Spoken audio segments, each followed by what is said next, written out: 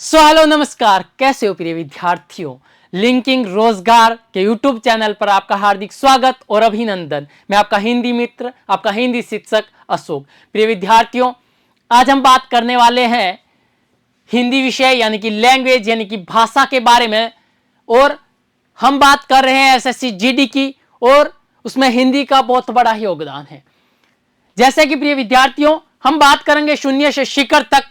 और शून्य से शिखर का मतलब होता है कि शुरुआती या निम्नतर स्तर, यानी कि शून्य से लेकर सफलता के शिखर या सफलता के उच्चतम बिंदु तक बने रहिएगा हमारे साथ। लिंकिंग रोजगार आपके विश्वास पे खरा उतरेगा और सफलता तक कड़ी से कड़ी जोड़कर हम आपके साथ रहेंगे। यानी कि हम बात कर रहे हैं शून्य से शिखर तक की। प्रिय बंधुओं, दृढ़ निश्चय या दृढ़ संकल्प और कड़ी मेहनत जो आपकी सफलता की कुंजी होती है। प्रिय विद्यार्थियों, हम बात करते हैं कि सफल होने के लिए आपको जरूरी है धैर्य। और उसके बाद हम बात करते हैं जो इंसान एक जगह शांत होकर बैठना सीख लेता है वो जीवन में कुछ भी हासिल कर सकता है। जैसे हर किसी के जीवन में एक संघर्ष की कहानी होती है। हर व्यक्ति जूझ से होकर गुजरता है, यानी कि संघर्ष से होकर गुजरता है। और जैसे कहा गया कि संघर्षों की सम्र भूमि में हमसे पूछो हम कैसे हैं, है ना। जो है काल चक्र के चक्रव्यूह में अभिमन्यु के जैसे हैं। जब बात करते हैं संघर्षों की सम्र भूमि में आ ही गए हैं तो हमें जीत कर ही जाना है। एक निश्चय बनाना है, एक लक्ष्य बनाना है और उस लक्ष्य से होकर हमें गुजरना है। और लिंकिंग रोजगार आपके लिए चैनल आपकी हर वैकेंसी, हर भर्ती में आपके साथ रहेगा और आपको सफलता के शिखर तक पहुंचाने का हम प्रयत्न करेंगे। प्रिय विद्यार्थियों, बस हमें आपका भरोसा, आपका विश्वास चाहिए। कहते हैं कि ना थके कभी पैर, ना कभी हिम्मत हारी है। हौसला है जिंदगी में कुछ दिखाने का, इसलिए अभी भी सफर जारी है। तो आइए हमारे साथ सफर में यात्रा कीजिए। हम सबसे पहले बात करेंगे हिंदी परिचय की, यानी कि मैं बताऊंगा आपको हिंदी विषय के बारे में संपूर्ण जानकारी। जुड़े रहेगा हमारे साथ। बात करते हैं हम सबसे पहले हिंदी विषय की। तो प्रिय विद्यार्थियों, हम जब शब्द रचना की बात करते हैं, यानी कि शब्द रचना की जब बात करते हैं हम संधि एवं संधि विच्छेद, समास, उपसर्ग और प्रत्यय, ये जो शब्द है प्रिय विद्यार्थियों, इन्हें हम यौगिक शब्दों के नाम से जानते हैं। कौन से शब्द? यौगिक शब्द। और यौगिक का मतलब होता है दो शब्दों के मेल या दो शब्दांशों के मेल से बनकर, है ना। उसके बाद हम बात करेंगे संधि, समास, उपसर्ग, प्रत्यय की। संधि यानी कि जो दो वर्णों का मेल, दो वर्णों के परस्पर मेल से उत्पन्न जो विकार होता है उसे हम संधि कहते हैं। समास यानी कि संक्षिप्तीकरण, दो पदों के मध्य का कारक चिन्ह हटा देंगे हम, यह विभक्ति चिन्ह कहते हैं जिसे, वो हटाकर उसका संक्षिप्त यानी कि छोटा रूप बनाना ही समास है। आगे विस्तृत जानकारी, हर कंटेंट को आपको विस्तार से समझाया जाएगा। बस आप हमारे साथ बस जुड़े रहिएगा। उपसर्ग शब्दों के आगे जुड़कर उनके अर्थ में प्रयत्न जो है उसके अर्थ में परिवर्तन करने वाले जो शब्दांश होते हैं वो क्या कहलाते हैं? वो उपसर्ग कहलाते हैं। और प्रत्यय शब्दों के अंत में जुड़कर उनके अर्थ में क्या करते हैं? परिवर्तन करते हैं। आगे जब हम बात करेंगे इनके बाद, तो हम बात करते हैं शब्द प्रकार की, जिसमें तत्सम शब्द, तद्भव शब्द, है ना, अर्ध तत्सम, देशज, विदेशी। और हम एक शब्द की और बात कर लेते हैं, संकर शब्द। ये जो शब्द है, ये शब्द प्रिय विद्यार्थियों उत्पत्ति के आधार पर शब्द रूपों के भेद में आते हैं, है ना। उत्पत्ति के आधार पर जब शब्द रूपों की बात करेंगे, उसके बाद हम बात करते हैं संज्ञा, सर्वनाम, विशेषण और क्रिया की। और ये जो शब्द है ये विकारी शब्द है। और विकार का मतलब होता है परिवर्तन, यानी कि लिंग, वचन, कारक, काल, वाच्य के अनुसार अपने रूप में परिवर्तन करते हैं, वे विकारी शब्द कहलाते हैं। और ये चारों के चारों संज्ञा, सर्वनाम, विशेषण और क्रिया कैसे शब्द है? विकारी शब्द है ना। आगे हम अव्यय की बात करते हैं। अव्यय मतलब हम कह सकते हैं अविकारी शब्द। कैसे शब्द? अविकारी शब्द, यानी कि लिंग, वचन, कारक, काल, पुरुषवाच्य के अनुसार जिसमें किसी प्रकार का कोई परिवर्तन नहीं होता है, है ना, वो अविकारी शब्द कहलाता है। जैसे मैं एक शब्द की बात करता हूं कि धीरे, तेज, बाहर, भीतर, है ना, चाहे लड़का बाहर जा रहा है तो भी बाहर, और लड़की बाहर जा रही है तो भी उसके लिए बाहर शब्द ही प्रयुक्त होगा, यानी कि संज्ञा के अनुसार, लिंग के अनुसार, वचन के अनुसार इनमें परिवर्तन नहीं होगा। उसके बाद इसमें आने वाले हैं क्रिया विशेषण, संबंध सूचक, विस्मयाबोधक, निपात, ठीक है, और समुच्चय बोधक। आगे हम बात करते हैं शब्द ज्ञान की, यानी कि अर्थ के आधार पर जब शब्दों की बात की जाती है, हम बात करते हैं पर्यायवाची शब्दों की, या फिर अनेकार्थी, यानी कि एक ही शब्द के अनेक अर्थ हो, एक जैसे शब्द हो, विलोम शब्दों की, यानी कि विपरीतार्थक शब्द। हम बात करते हैं शब्द युग्मों का, अर्थ भेद, समश्रुत या भिन्नार्थक शब्द, सुनने में एक जैसे होते हैं लेकिन अर्थ भिन्न होते हैं। जैसे हम बात करते हैं कुल और कुल की, कुल का मतलब वंश होता है, कुल का मतलब किनारा होता है ना। इसी प्रकार आंगन और अंगना की बात करते हैं, ठीक है। तो ये सुनने में एक जैसे शब्द है प्रिय विद्यार्थियों, लेकिन इनका अर्थ भिन्न होगा। ये हो गए हमारे भिन्नार्थक शब्द। उसके बाद वाक्यांश के लिए सार्थक शब्द, जैसे हम बात करते हैं कृतज्ञ, है ना, किए गए उपकार को मानने वाला, क्या कहलाता है, कृतज्ञ। यानी कि एक पूरे वाक्य के लिए हमने एक शब्द निर्धारित किया, वो होता है वाक्यांश के लिए सार्थक शब्द। क्लियर। उसके बाद हम बात करते हैं समानार्थी शब्दों का विवेक, समान अर्थ देने वाले शब्दों की बात करेंगे। उसके बाद उपयुक्त शब्द चयन और संबंधवाची शब्दावली की भी हम क्या करेंगे, चर्चा करने वाले हैं विस्तार से, है ना। हमेशा किसी भी जो है आप परीक्षा भर्ती की तैयारी करते हो प्रिय विद्यार्थियों, कड़ी मेहनत, दृढ़ निश्चय होना चाहिए, धैर्य होना चाहिए, यह सफलता की कुंजी है। और असफल हो आप कहीं पे किसी एग्जाम में तो घबराना नहीं है, असफलता के बाद ही सफलता की शुरुआत होती है। बिना असफलता के सफलता का कोई स्वाद नहीं है, उसकी कोई समझ नहीं है ना। हाँ, आगे बात करते हैं हिंदी भाषा की, जिसकी हम बात करेंगे कि हिंदी के अंदर हम एसएससी में बात करेंगे कि क्या महत्व है। जैसे हम पर्यायवाची की, विलोम की, संधि विच्छेद की, समास, मुहावरे, लोकोक्तियां, वाक्य शुद्धि, वाच्य और क्रिया की बात करेंगे आपके एसएससी जीडी एग्जाम के लिए, है ना। उसके बाद आइए हम जानते हैं प्रिय विद्यार्थियों कि हिंदी विषय का महत्व क्या है। जब हम अभी मुख्य बात करें एसएससी जीडी की, अभी से ध्यान रखना, एसएससी जीडी की बात करें जिसमें हिंदी और अंग्रेजी की बात होती है, और आज हम चर्चा करने वाले हैं हिंदी की और एसएससी जीडी एग्जाम के लिए। क्लियर। हिंदी विषय का महत्व क्या है, इंपॉर्टेंस ऑफ हिंदी सब्जेक्ट।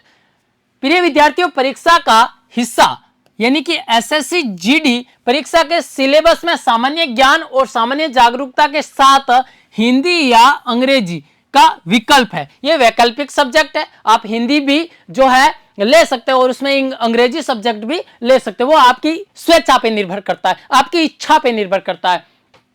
जो उम्मीदवारों को भाषा के ज्ञान का परीक्षण, है ना, करने में क्या करता है, मदद करता है। और अभी बात करेंगे हम एसएससी जीडी में हिंदी के लिए, तो ज्ञात रहे अंक प्रणाली, क्या अंक निर्धारित किए गए हैं इसके लिए। प्रिय विद्यार्थियों, हिंदी के प्रश्नों के लिए भी अन्य विषयों की तरह 2 अंक निर्धारित है और नेगेटिव मार्किंग 0.5 भी लागू होती है। यानी कि एक क्वेश्चन जो है वो 2 नंबर का है और नेगेटिव मार्किंग जो है वो 0.5 की है। एसएससी जीडी परीक्षा पैटर्न, है ना, परीक्षा पैटर्न, कुल अंक जो है वो आपके 160 नंबर का पेपर होगा, जिसमें प्रश्न होंगे 80, प्रत्येक प्रश्न 2 नंबर का होगा। सामान्य समय जो होगा इसका 1 घंटा। उसके बाद दूसरा खंड जो कहता है कि सामान्य बुद्धि, सामान्य ज्ञान, जागरूकता, प्रारंभिक गणित और हिंदी और अंग्रेजी। आप इसमें से कोई भी एक विषय आप अपनी स्वेच्छा से क्या कर सकते हो, इसको सिलेक्ट कर सकते हो। आगे जब हम बात करते हैं शारीरिक मानक, यानी कि आपका परीक्षा के बाद, है ना, एसएससी जीडी की बात करें, परीक्षा के बाद आपका शारीरिक मानक, शारीरिक परीक्षण होगा। पुरुष वर्ग की ऊंचाई 170 सेंटीमीटर, सीना 80 से 85 होना चाहिए। महिला वर्ग की ऊंचाई 157, दौड़ 5 किलोमीटर 24 मिनट में पुरुष वर्ग की, दौड़ महिला 1.6 किलोमीटर 8.5 मिनट। ठीक है, कितनी दौड़, मात्र 1600 मीटर और होगी 8.5 मिनट में। क्लियर। उसके बाद एसएससी जीडी क्या है ना, अगर कोई नया विद्यार्थी है और उसके मन के अंदर यही प्रश्न आता है कि एसएससी जीडी आखिरकार है क्या, तो मैं आपको अवगत करवा देता हूं, एसएससी जीडी से रूबरू करवा देता हूं कि एसएससी जीडी है क्या। तो प्रिय विद्यार्थियों ध्यान देना, एसएससी जीडी क्या है? एसएससी जीडी का मतलब होता है स्टाफ सिलेक्शन कमीशन, है ना, एसएससी द्वारा आयोजित जनरल ड्यूटी कांस्टेबल भर्ती है, ठीक है, जो बीएसएफ, ध्यान देना बहुत ही काम की चीज है आपके लिए, जो एसएससी जीडी के एग्जाम देने वाले विद्यार्थी है उनके लिए बहुत ही महत्वपूर्ण विषय है ये। जो नए विद्यार्थी है जिनको पता नहीं है कि हम एसएससी जीडी की तैयारी कर रहे हैं और एसएससी जीडी होती क्या है, इसमें कौन कौन से वर्ग आते हैं, हम अगर एसएससी जीडी की तैयारी कर रहे हैं तो हमें कौन सी जॉब मिलने वाली है। प्रिय विद्यार्थियों, BSF, CISF, CRPF, ITBP, SSC, NIA, SSF और असम राइफल जैसे बलों में भर्ती कराती है। क्लियर? उसके बाद जब हम बात करते हैं आगे, ये तो हो गया हमारा पैटर्न, एसएससी जीडी का पैटर्न हो गया। उसके बाद जब हम बात करते हैं, आ जाइए वापस हमारे विषय पे और हम बात करते हैं एसएससी जो जीडी में सिलेबस की। तो प्रिय विद्यार्थियों, जब आप एसएससी जीडी के सिलेबस की बात करते हो तो इसमें आपको हिंदी का बहुत ही कम सिलेबस दिया गया है। हम जब हिंदी में बात करते हैं विषय की तो हिंदी का पैटर्न काफी बड़ा है, लेकिन आपको एसएससी जीडी के अंदर जो हिंदी का पैटर्न दिया गया है वो इस प्रकार से है, जिसमें हम बात करते हैं किसकी? पर्यायवाची की, है ना। जैसे आप बात कर सकते हो सूर्य, और सूर्य के पर्यायवाची जैसे रवि, भानु, भास्कर, है ना, ये पर्यायवाची शब्दों की बात करते हैं, यानी कि आप इनके जो है एक जैसे शब्दों की बात कर रहे हो, समान अर्थ देने वाले शब्दों की बात करते हो, है ना। उसके बाद हम विलोम की बात करते हैं। विलोम का मतलब होता है विपरीतार्थक शब्द, और विलोम हम 4 प्रकार से बना सकते हैं। जैसे उपसर्ग लगा के विलोम बना सकते हैं। प्रिय विद्यार्थियों, जैसे एक शब्द आया ज्ञान, ज्ञान का विलोम क्या होगा? हमने अ उपसर्ग लगा दिया और शब्द क्या बन गया? अज्ञान शब्द बन गया। हम लिंग परिवर्तन से भी उपसर्ग जो है विलोम शब्द बना सकते हैं। जैसे लड़का आया, है ना, लड़के का विलोम क्या होगा? लड़का, और लड़के का विलोम क्या होगा? लड़की, है ना। माता का विलोम क्या होगा? पिता। भाई का विलोम क्या होगा? बहन, है ना। रात का विलोम क्या होगा? दिन। इसी प्रकार लिंग परिवर्तन करके भी हम क्या कर सकते हैं? विलोम शब्द बना सकते हैं। हम उपसर्ग परिवर्तित करके भी विलोम बना सकते हैं। जब हम आगे पढ़ेंगे विस्तार से तो आपको बहुत अच्छे से इसकी जानकारी मिलेगी। संधि और संधि विच्छेद, 2 वर्णों का परस्पर मेल होता है, उसे हम संधि कहते हैं। जैसे संधि की बात करें तो प्रिय विद्यार्थियों, संधि में आप वर्णों पर आधारित होती है संधि। पहले शब्द का आखिरी वर्ण, दूसरे शब्द का पहला वर्ण, यही ज्ञात रखना हमें। और संधि की बात करें तो संधि के 3 भेद होते हैं, स्वर संधि, विसर्ग संधि और व्यंजन संधि, है ना। स्वर संधि स्वरों पर आधारित होती है। उसके बाद हम विस्तार से संधि और संधि विच्छेद की जानकारी करेंगे। अब बात करते हैं, आ जाइए समास पे। तो आपका ये समास है, समास 2 पदों के बीच विभक्ति का लोप करके हम क्या कर सकते हैं? हम इसको संक्षिप्त कर सकते हैं, यानी कि संक्षिप्तीकरण को समास कहते हैं। संधि की बात करें, जैसे प्रिय विद्यार्थियों एक शब्द आया विद्या धन आलय, है ना, इसका संधि पद क्या होगा? विद्या धन आलय। विद्या का मतलब क्या होता है? ज्ञान, और आलय का मतलब क्या होता है? स्थान। यानी कि ज्ञान प्राप्त करने का जो स्थान होता है उसे हम क्या कहते हैं? विद्यालय कहते हैं। और इस विद्यालय के अंदर जो संधि है वो कौन सी संधि है प्रिय विद्यार्थियों? दीर्घ स्वर संधि है। क्यों? क्योंकि इनके अंदर दोनों ओर दीर्घ स्वर कहती है कि दोनों ओर सजातीय वर्ण आ और आ रहा है, बराबर क्या बनेगा? आ बनेगा। ये हो गई आपकी दीर्घ स्वर संधि। इस प्रकार से हम संधि और संधि विच्छेद को पढ़ेंगे, ठीक है। जब समास की बात आती है तो समास का मतलब संक्षिप्तीकरण होता है। जैसे शब्द दिया रसोई के लिए घर, समास क्या कहता है? 2 पदों के बीच का विभक्ति चिन्ह हटाकर उनका संक्षिप्त करना, छोटा रूप ही समास कहलाता है। तो जो ये के लिए विभक्ति आ रही है, के लिए क्या आ रही? विभक्ति आ रही है। के लिए कौन सा कारक होगा? संप्रदान कारक होगा। तो इस विभक्ति चिन्ह को हटा लिया और हमने शब्द क्या लिखा? रसोई घर, है ना। यानी कि 2 पदों के बीच की विभक्ति का लोप करके नया रूप बनाना ही क्या कहलाता है? समास कहलाता है। और यह तत्पुरुष समास का उदाहरण है। कारक चिन्ह तत्पुरुष समास में आते हैं। जब हम इसको विस्तार से पढ़ेंगे बहुत आसानी से आपको सरल भाषा में समझाऊंगा। जब मुहावरे की बात करते हैं, है ना, मुहावरा यानी कि प्रिय विद्यार्थियों भाषा को रोचक बनाने के लिए हम मुहावरों का प्रयोग करते हैं। मुहावरा जैसे हम बात करते हैं एक शब्द में हम मुहावरे को कहे, जैसे कह सकते हैं अंधों में काना राजा, है ना, अंधों में काना राजा। अज्ञानियों में थोड़ा बहुत ज्ञान रखने वाले की भी महत्व होता है ना। आगे हम बात करते हैं लोकोक्तियां, तो लोक में प्रचलित जो उक्तियां होती है उसे हम क्या कहते हैं, लोकोक्तियां कहते हैं। ठीक है, उसके बाद वाक्य शुद्धि। प्रिय विद्यार्थियों ध्यान रखना, भाषा के अंदर वाक्य शुद्धि का बहुत महत्व है। वाक्य शुद्धि, जैसे मैं एक बात कहूं, वाक्य शुद्धि के लिए एक शब्द लिखूं, एक वाक्य लिखूं, और ध्यान देना वाक्य शुद्धि लिंग संबंधी अशुद्धियां होती है, वर्तनी संबंधी अशुद्धियां होती है, मुहावरों संबंधी, पदक्रम संबंधी, अनुक्रम संबंधी, आवर्ती संबंधी, बहुत सारी अशुद्धियां होती है जिसको हमें सुधारना होगा। हम क्या करते हैं, जब हम शब्दों को सुधार कर उनका शुद्ध रूप करते हैं तो वाक्य शुद्धि का मतलब होता है, प्रिय बंधु, जैसे मैंने एक शब्द लिखा कि रोको मत जाने दो, यही शब्द मैंने यहां और लिखा, फिर से रोको मत जाने दो, है ना। अब आपको ध्यान होगा, ध्यान दीजिएगा, अब ये शब्द जो है वो एक जैसा है दोनों। अब हम क्या करेंगे, मैंने यहां कोमा लगाया और मैंने यहां कोमा लगाया, बस इतना सा डिफरेंट है, दोनों का अर्थ बदल जाएगा। रोको मत जाने दो, यानी कि इसका अर्थ किससे हो गया, रोकने से हो गया, रोकने से, कि रोको, रोको मत जाने दो, इसका अर्थ हो गया कि रोको मत जाने दो, इसका अर्थ रोकने से हो गया, और इसका अर्थ क्या हो गया, जाने देने से, है ना। शब्द दोनों में बराबर है, लेकिन अशुद्धि किस कारण हुई, अशुद्धि हुई सिर्फ विराम चिन्हों के कारण। ठीक है, तो इस प्रकार की क्या होती है, अशुद्धियां होती है वाक्य शुद्धि के अंदर। तो आराम से बहुत अच्छे तरीके से इसको भी पढ़ने वाले हैं, है ना। उसके बाद प्रिय विद्यार्थियों हम बात करते हैं वाच्य की।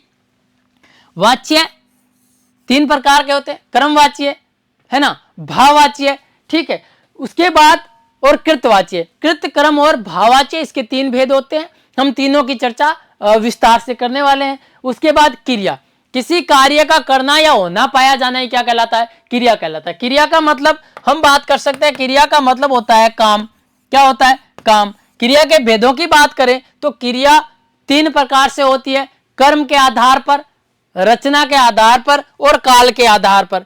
ठीक है, किसके आधार पर, कर्म, रचना और काल के आधार पर। जब बात करते हैं क्रिया की तो कर्म के आधार पर, रचना के आधार पर और काल के आधार पर कौन होती है, क्रिया। क्रिया मतलब काम। जब कर्म के आधार पर क्रिया के भेदों की बात करते हैं प्रिय बंधुओं, तो होती है क्रिया अकर्मक और कौन सी, सकर्मक। ठीक है, रचना के आधार पर क्रिया के भेदों की बात करते हैं तो 8 प्रकार की क्रिया भेद होती है। कितने प्रकार के, 8 प्रकार के, जिनमें हम बात करते हैं प्रेरणार्थक, है ना, नाम धातु, प्रेरणार्थक क्रिया, नाम धातु क्रिया, ठीक है, अनुकरणात्मक क्रिया, अनु जिसे ध्वन्यात्मक क्रिया भी कहते हैं, अनुकरणात्मक क्रिया। ठीक है, सजातीय क्रिया, सजातीय क्रिया, पूर्वकालिक क्रिया, कौन सी क्रिया, पूर्वकालिक क्रिया, संयुक्त क्रिया, कौन सी क्रिया प्रिय बंधु, संयुक्त क्रिया, है ना, और तात्कालिक क्रिया, कौन सी क्रिया, तात्कालिक। ये जो क्रिया के भेद होते हैं, ये जो क्रिया के भेद होते हैं, है ना। तो क्रिया रचना के आधार पर और काल के आधार पर हम क्रिया को 3 भागों में ही बांट सकते हैं। समय का बोध करवाने वाले भूतकाल, भविष्यकाल और वर्तमान काल में इन क्रिया को हम काल के आधार पर बांटेंगे। क्लियर। उसके बाद ये जो हमारा छोटा सा सिलेबस है और बहुत ही सरल टॉपिक है, ये आपको कितने नंबर दे सकता है, 15 नंबर जो आपके पेपर में आएंगे वो पूरे नंबर आपको दे सकता है। यानी कि 15 क्वेश्चन होंगे तो आपको 30 नंबर का फायदा करवाने वाले हैं ये टॉपिक। पर्यायवाची, विलोम, संधि, समास, मुहावरे, लोकोक्तियां, वाक्य शुद्धि, वाच्य और क्रिया।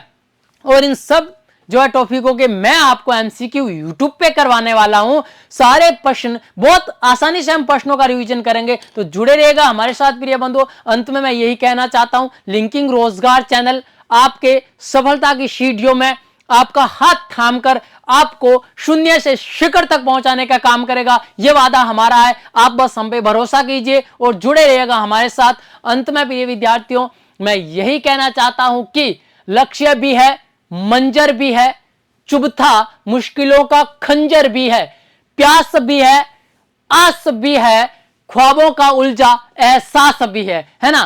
तो आपके ख्वाब हम पूरे करेंगे।